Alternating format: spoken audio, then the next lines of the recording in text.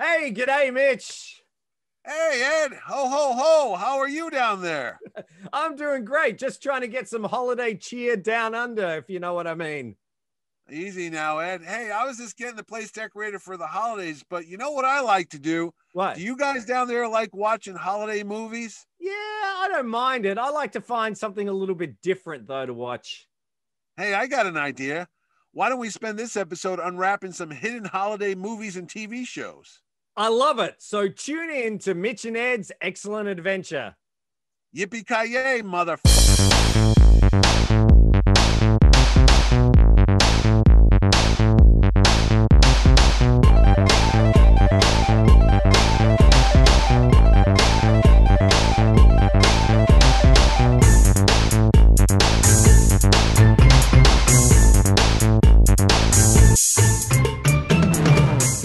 Hi, this is Ed Dollister. And this is Mitch Halleck. And welcome to another episode of Mitch and Ed's Excellent Adventure. Before we begin, a big thanks to everyone who has subscribed. Remember, how can you subscribe, Mitch? It's so easy, Ed. A chimpanzee can do it. All you do is hit the bananas on the bottom and you're subscribed to the show. And you'll get notified every time we drop a new bunch of bananas out there. And don't forget to hit that like button, because it doesn't say that you and Ed and I are all going to go out into the movies together. It does tell the YouTube algorithm that people are actually watching the show. And it brings just thousands of dollars in the pockets of me and Ed. So thank you, America. Oh, it doesn't? It doesn't, no. Oh, what does it do? It just makes... It just tells people that they enjoyed what we're putting out. So that's kind of nice. Okay, sure. Hit the like button too. Boy, you've turned a bit into Scrooge McDuck. Is that what's happening? No, it's the holidays, Ed, and I was just decorating the whole place, and you start getting that funk, and you need something to get your mind off of it, to get the ideas that, oh, there's only 20 days left or 10 days left, and next thing you know, bang, Christmas disappointment is all over the place. So there's nothing better than watching some Christmas movies, but forget that schmaltzy, sappy, ooh, let's hold hands and bake cookies Hallmark crap. Let's talk about movies and TV shows that happen around Christmas, but aren't necessarily so filled of sweetness you'll get diabetes from watching it. That's a great intro. If that doesn't get you to want to watch what we're talking about, nothing will. And I've got to say, look, I do like a good Christmas movie. But the debate is it a Christmas movie if it happens at Christmas? I suppose that's the whole thing. And we've got some on the list. We've got a top 10 look at Christmas or alternate Christmas movies. Yeah. But I've got some on my list that are pretty much Christmas movies. All right. I'm with you there, pal. So that's all right. My first one I'm going to say is it's a gold standard. I don't know. It's a gold standard Christmas movies. And yes, it is a typical Christmas movie, but it's probably the most beloved, A Charlie Brown Christmas. And I know that Ed. I'm getting a bit sentimental only because Why? I love Charlie Brown and Snoopy and Peanuts. And in fact, I've got my Snoopy Christmas t-shirt that I wear every Christmas. But it's a great series. And interestingly, it's been showing every year, certainly in the United States, it's been showing every year. I know there was a great furor when Apple TV got hold of it, and people were up in arms because, this is a tradition. How dare you take away our tradition of watching it and everything like that? You big corporate entity, soulless slug. Yeah, I think this is the first year. I don't think it's on. I did read that they have backflipped and it's going to be available on PBS. I believe so. Well, people were starting to burn down villages and loot and pillage. It was ugly. It was, but it's a great TV show if you want to watch it. If you haven't watched it, there's so many Hallmark ornaments based on that Christmas series. What have you got on your list? Well, this one here is not as blatant as that one because there's no Christmas in the title, but what's in the title is still cool. I'm talking about Batman Returns, Ed. That's the Tim Burton 1991 film. That was it 1991? It was 1992, I think. 1992. I'm sorry, I took that back. What it was is a sequel to the 1989 Michael Keaton Batman movie. And it's not immediately thought of as a holiday classic, but The entire picture takes place over the Christmas holidays. There's the lighting of the Gotham City Christmas tree that opens up the film. There's the Miss Snowflake, or whatever her name was, the Princess Icicle, who gets pushed to her death by a bunch of bats that fly out of nowhere as the penguin comes at her. And then the whole movie happens at an Arctic part of the zoo that's underground towards the end. That's right. And the closing scene is the Catwoman, who we assume is dead, Michelle Pfeiffer, is seen silhouette against the bat signal as Bruce Wayne, aka Michael Keaton, pulls away with Alfred the butler, and Alfred remarks, "Oh well, so Merry Christmas anyway." And he's like, "Yes, that's right, Alfred," and goodwill towards men, as he pets the little cat that he's found and looks woefully out the window. And then, like I said, we see Catwoman, we hear the music start up again. So it's not one's first idea of a Christmas movie, but I always thought it was a Christmas movie. But then again, what do I know? So I think most people don't. I mean, is Batman Returns as beloved as the original Batman? No. I mean, no. I think they remember the Penguin and Catwoman. They remember the Penguin eating that raw fish and biting the guy's nose.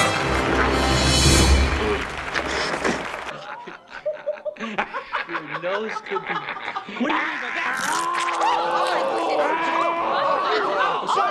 And then they steal all the firstborn children, and Batman blows up a guy with a bomb. It's not your typical Batman movie, which again is kind of cool in a weird way as well. And then you've got I can't think of his name off the top of my head. Christopher Walken. Yes, as Shrek. Shrek, who was kind of like an early prototype of Donald Trump, who's in that film. He's this real estate magnate in Gotham. He's taken over everything, and he becomes this crazy villain and such. So it's just a strange movie. It's a Tim Burton whack job, crazy, nutty, kooky fruitcake of a film. Which is perfect around Christmas. Perfect around Christmas time. We've got that. Well, I'm going to go to a few years earlier, 1984, to Gremlins. Gremlins is a fantastic Christmas movie. It's a dark Christmas movie, but again, people I think forget that it's set at Christmas. And you have that wonderful story from Phoebe Cates, I think, about how her dad got stuck in the chimney dressed as Father Christmas, and they found him like 3 days later. So there's lots of Christmas cheer. You've got those wonderful Gremlins, Christmas caroling, and it's a little bit of rambunctious fun, I think, at Christmas time, which is kind of, get rid of that sappy holiday spirit. Let's have a little bit of fun where, you're in a little bit of danger, but things work out in the end. Fantastic Joe Dante film. From the mind of Chris Columbus, who would go on to write other movies, including direct the Harry Potter films as well. He got the idea for Gremlins when he had a really cheesy apartment in New York, and he had mice, and he was afraid when he'd fall asleep that his hand would hang over the bed and the mice would nibble at his fingers as he slept. That's where he got the whole idea of the Mogwai and coming out at night. It's kind of creepy, but yeah, that whole movie takes place at Christmas. Hoyt Axton is in Chinatown looking for a unique gift, and he goes into Key Luke's store and he buys the Mogwai, and he doesn't follow the rules. He feeds them after midnight and he gets them wet. And that's what starts the whole craziness. Because Ed, I know that because I as well had Gremlins on my list. But since you opened the present early, I cannot do that. So I'm going to jump ahead and say another superhero film, Iron Man 3. Yes, that's right. Robert Downey Jr. is back with Don Cheadle, and they're looking for trouble with your former friend or classmate or whatever, the one and only Guy Pearce. Guy Pearce, who plays the bad guy. I'm going to put up a picture of us right now. Yeah, you and him are like this. That's right. Remember, it's like that, and that's us. Yeah, that's it. Yeah.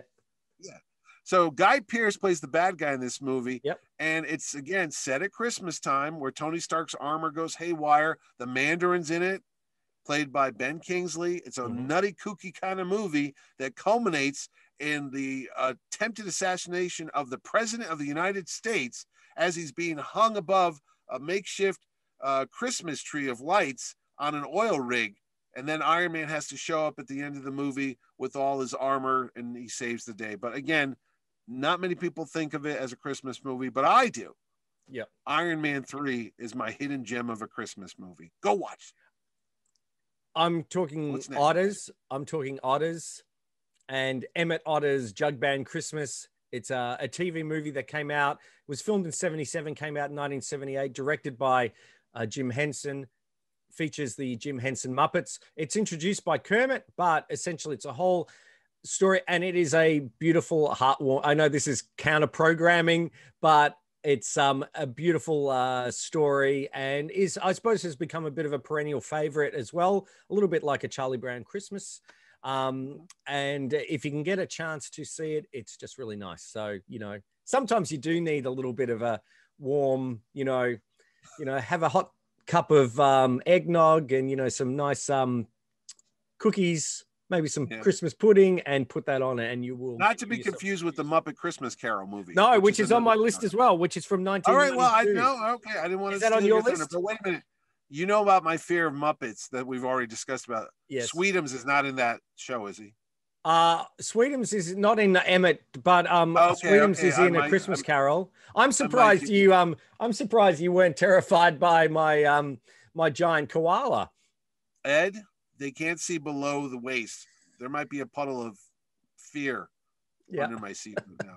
Anyway, Ed, moving along, I'm going to talk about another Tim Burton film that came out, and it has your friend and your number one fan, I guess, Johnny Depp himself in his earlier role as Edward Scissorhands. Yes. The movie, constructed Frankensteinish type boy put together by Vincent Price, who's just a misfit, and he just stumbles across a bunch of people, and he falls in love with Winona Ryder, and it's a love story, and it's a tragic ending as well, but kind of a, I don't know, pulls at your heartstrings because there's kind of a sweet little conclusion to it. It also has Michael, he's got three names. I can't think of it off the top of my head. He was the nerdy kid in the Breakfast Club, but he was all bulked up. Anthony Hall? Michael Anthony Hall, thank you very much. He's the bad guy in this movie. He plays like the jock Biff bodybuilder type of guy. And the good thing about this, at the end of the movie, I think the last third of the movie is all set at Christmas time and snow and all that stuff. Tim Burton's a big fan of that cold, wintry looks, such.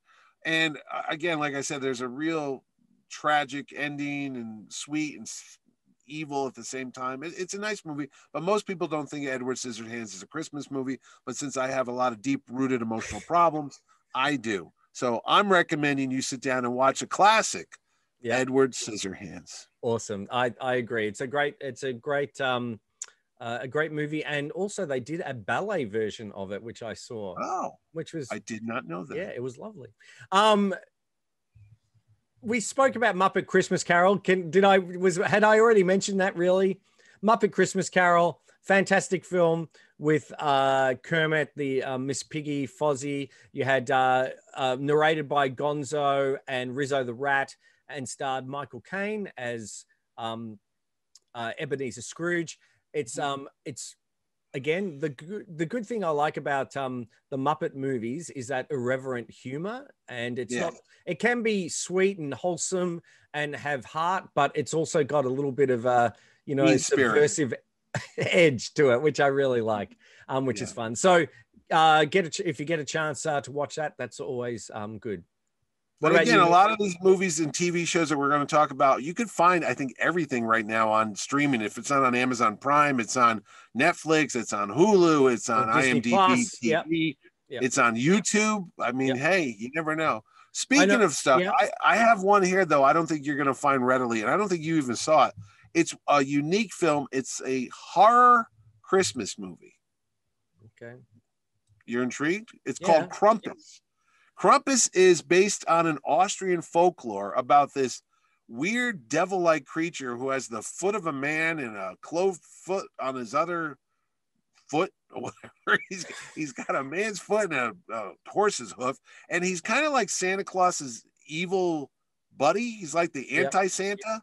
And as Santa's treating all the good boys and girls with presents, you always wonder about what happens to those jerk bad kids. Well, wonder no more, because here's what happens to him. This demon called Krampus comes and punishes the little bastards and doesn't just put coal in their stockings. Oh, no, he tortures them. He even takes them, I think, into hell. And this was a 2015, 2014 movie, came out, very low budget, I think about 14, 15 million, went on to make about 61 million. I didn't know what to expect. I walked into it thinking it was a comedy. Mm-hmm. It's got some dark comedic elements to it, but it's basically a horror movie set at Christmas time.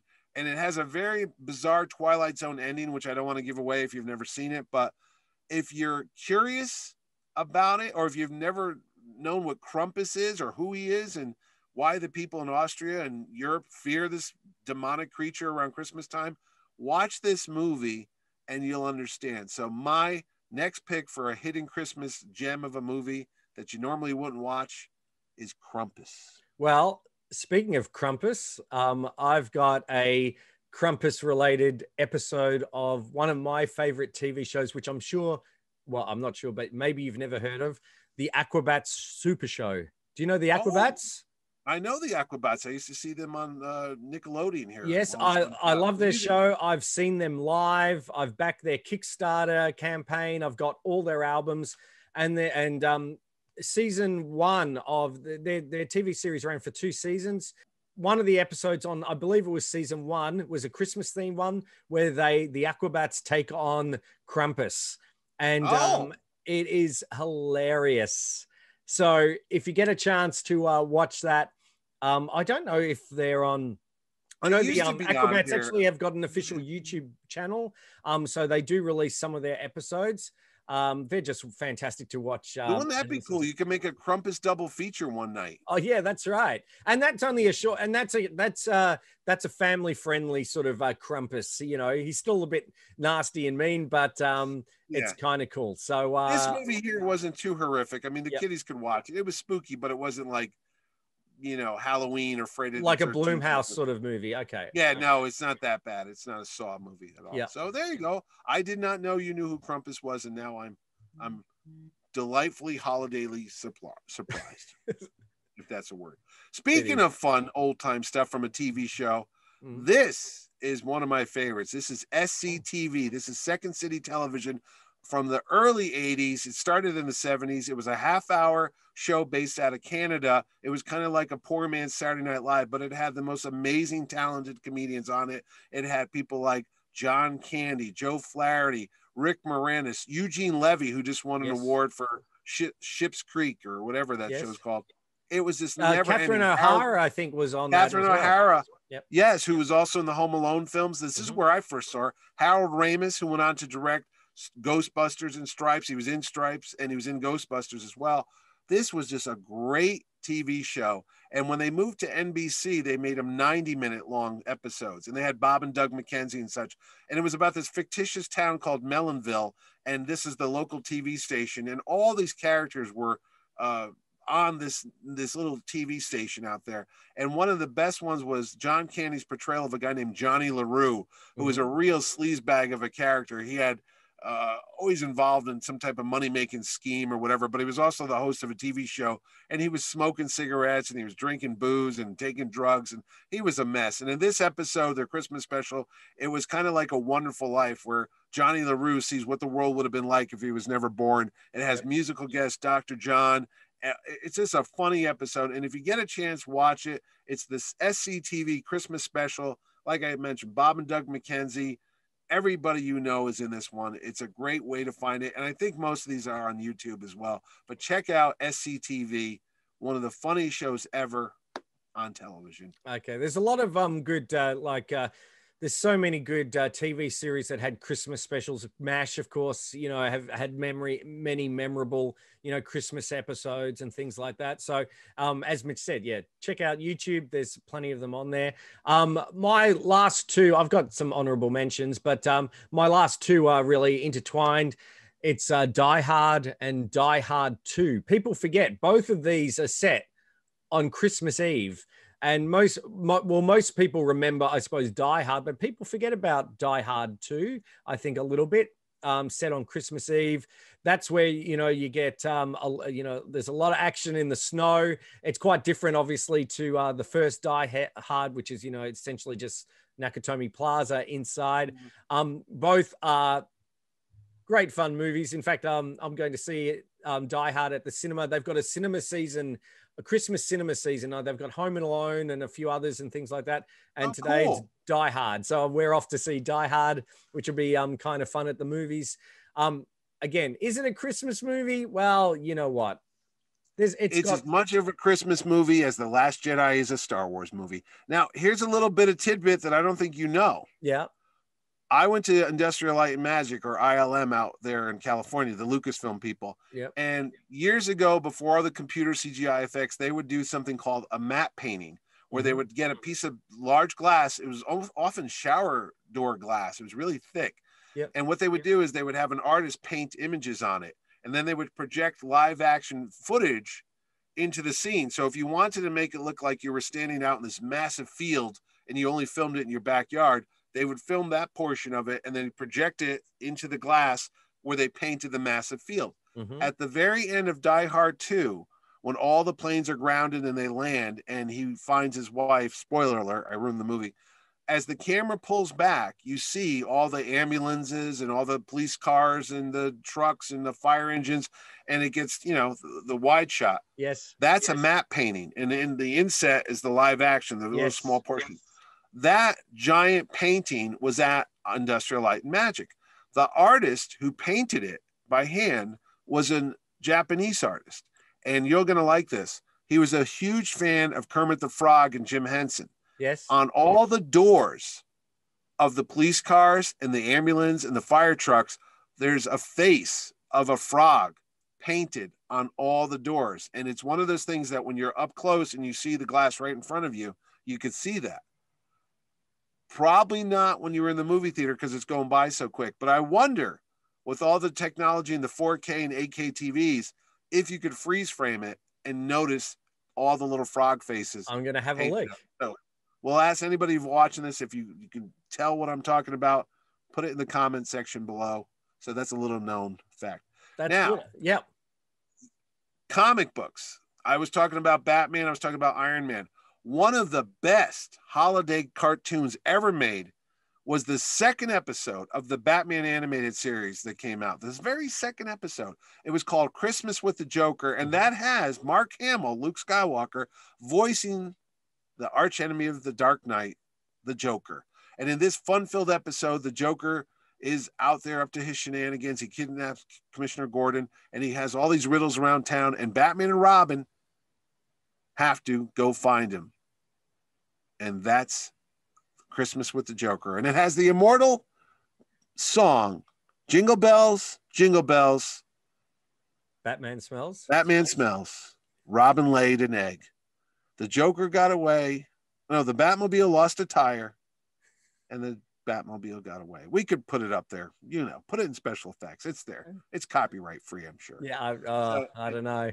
I don't know about Christmas with the Joker. And I've got some honorable mentions because this list is pretty slapdash, but that's okay. Nightmare Before Christmas. Now, everyone thinks Tim Burton directed it, but it wasn't. It was Henry Selick. But I didn't know that. Yeah, it's called Tim Burton's Nightmare Before Christmas. But I think people think it's more of a Halloween sort of movie. I thought it was a Halloween movie. It came out at Halloween time. Yeah, but it's still linked. It's heavily linked to Christmas. So well, it's got it in the title, so that kind of that's right. It. Yeah, so it does. Yeah, thanks, Captain Obvious. So it's really good. It's got a great score by Danny Elfman. Thank you. It just escaped me. And who sings he's the title. He's Jack Skellington. Yeah, he sings he's the singing voice of Jack Skellington, but Chris Sarandon. Oh, he's not the regular voice as well? No, Chris Sarandon is. Oh, really? Chris Sarandon from A Princess Bride and Fright Night? Yeah. Who actually lives about 4 miles from my house? That Chris Sarandon? That Chris Sarandon. I did not know that. Yeah. I'm going to go over his house tonight and bother him and say, will you sign my Nightmare Before Christmas CD? Thank you. I'm going to talk to that voice from now on. Oh, that would be great. It's a ratings winner. So we've got that. Do you have any honorable mentions? Or I do, Ed. I'm not done here. Just because you're all set to rocket out of there and hop around like a kangaroo doesn't mean I'm done. Now, you mentioned this earlier. You mentioned MASH. I did. And that's on my list. Not only is that my initials, Mitchell Anthony, Stephen Halleck. Yeah. But what other show based on a 3-year war that ran for 11 seasons has not 1, not 2, not 3, not 4, but about 9 Christmas shows? the one and only mobile armor. Mobile. I had a stroke. I am on not a TV. crook. The one and only Mobile Army Surgical Hospital 4077 MASH. And we have many episodes when one time we had Hawkeye, Alan Alda play Santa Claus. Then we had Mike Farrell, BJ Honeycutt play Santa. And then we had Mr. Harry Morgan, Colonel Sherman T. Potter play Santa Claus. And multiple times they've had multiple Christmas episodes, but they're all fun. Actually, I actually sit down on Hulu and just find all the MASH Christmas episodes and watch them all together because I have no life whatsoever, and this is what I do. That sounds now, like a nice, yeah. It is a nice thing. Now I have one left, Ed, and that's I've got one left as well. So okay, then you go with yours. Okay, mine is unwrap it, Eddie. Come on. Okay, it's Lethal Weapon. Okay. So, Lethal Weapon. All right. Lethal Weapon 1. Yes. Yeah. Lethal Weapon 1. Again, Richard Donner. Oh, actually, you know what I forgot? No, I know there's a okay, go ahead. I'll tell you about why that's a Christmas movie.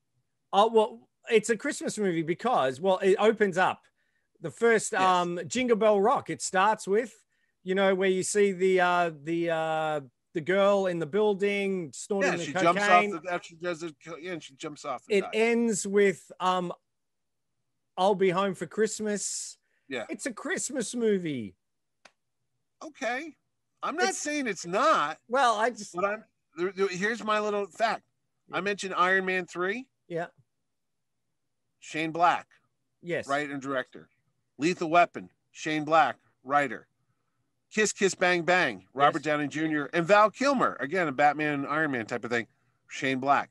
This guy, I think that last Predator movie probably takes place at Christmas that he wrote. Yes. He just puts all his movies at Christmas time. I don't know what it is, but if Shane Black's attached to the property, it's going to be set at Christmas. I don't know if that's his like little, auteur theory type of thing. I make it at Christmas. I don't know. Well, but anyway, no, Die Hard is a great movie. Lethal Weapon. Yep. Mel Gibson in his prime. 86, I think it was. 87. Yeah, all right. With Danny Glover. Yep. And Brian James, who was eventually the bad guy in the sequel. Brian James was also from Blade Runner. He played Leon. Yeah, Leon. Yes. Yeah. Let me tell you about my mother. No, I'm sorry. I'm wrong. I'm thinking of 48 Hours. Brian James was the police chief in 48 Hours. That was not the police chief in that. So I totally screwed that up. That's okay. Because I stepped on your movie. You Scrooged that up because I forgot to put on my list. Sorry. Have you been nipping at the eggnog, Ed? This is not one of our better episodes. But anyway, it's full of holiday cheer. That's right. Yeah, I do. I've got my rum-filled eggnog in here. Scrooged, which I was going to say. What did you say? Scrooged. Oh, I thought you swore at me. Go ahead. No, Richard Donner again, Bill Murray, Carol Kane, Lee Majors. It is Jamie Farr. Yes, he's in that movie. Yeah. Oh, you want more? Okay, you stopped. I was like, all right. The John actor Forsythe? that was in who? John Forsythe. John Forsythe's in there, but I was thinking of the guy that was in Bonnie and Clyde, who died, and he's in that movie. Great. This is great. This is our research, people. Look at that. No. Anyway, Scrooge is a bit of an underrated film. It's got a great sense of humor, some good slapstick elements. John Glover is the actor I was thinking of. Now, he didn't die, but he's in that movie. John Glover, John Glover. Good. It's Lex Luthor's father in another show. Who is in Gremlins too? It all connected, Ed. I'm sure Shane Black wrote it as well. He probably did. What's your last one, Mitch? My last one is A Twilight Zone. I just watched it again the other night for the millionth time. It's The Night of the Meek, starring the star of the Star Wars Holiday Special himself, Mr. Art Carney, right there. He looks more like Marty Feldman in that shot. His eyeballs are going. What it is, it's a story of a Santa Claus who's down on his luck, a bit of a drinker, and he goes and gets a job at the department store, and he gets fired because he's drunk. And he goes outside and he finds a bag on the ground, and he opens it up, and whatever you ask for is in that bag. And for one magical moment, he becomes Santa Claus, and he goes to the soup kitchen and he gives all the bums a pipe and a bottle of booze and whatever they want. And then he gets arrested, and they go, well, you stole all these things. No, I didn't steal them all. Whatever you want is in that bag. And sure enough, he goes, I want a bottle of scotch, and here you go. And it's just a very nice story. It's only about 25 minutes. It's one of the first ever TV shows filmed on videotape. Oh. So when you go to watch it on Netflix, it looks very odd. It looks like a soap opera type of thing, but it's in black and white. It's not it's not film.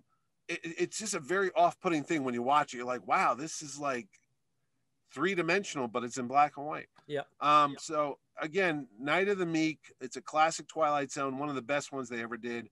And that was my hidden gem of a Christmas special movie TV, and that rounds out my list. So, Ed, and it's a good list. That's of course, all I have. This episode, of course, which is a Christmas show that you could repeat every year. Watch every year, please.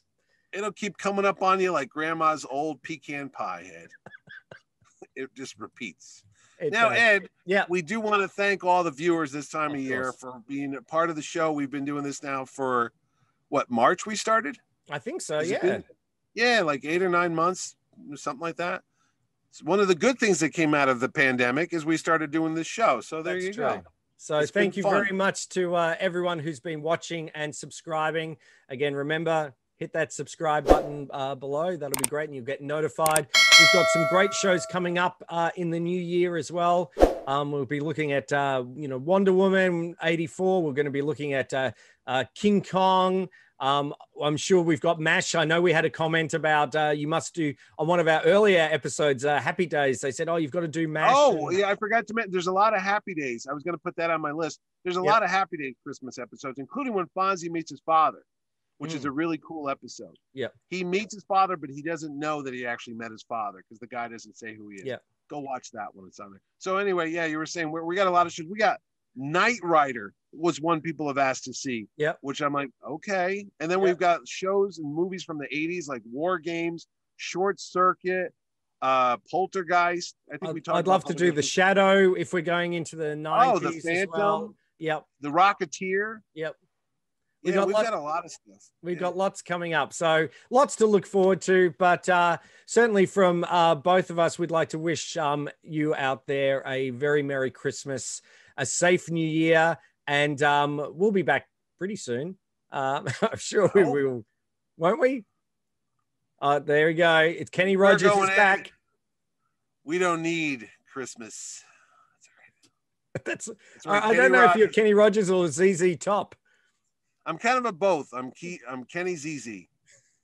Or ZZ Rogers. Anyway, this is Ed Dollister. And this is Mitch Halleck, as my grandma would say. Merry Christmas and yippee-ki-yay, you mother. I wasn't going to. Thanks for watching, and we'll see you next time.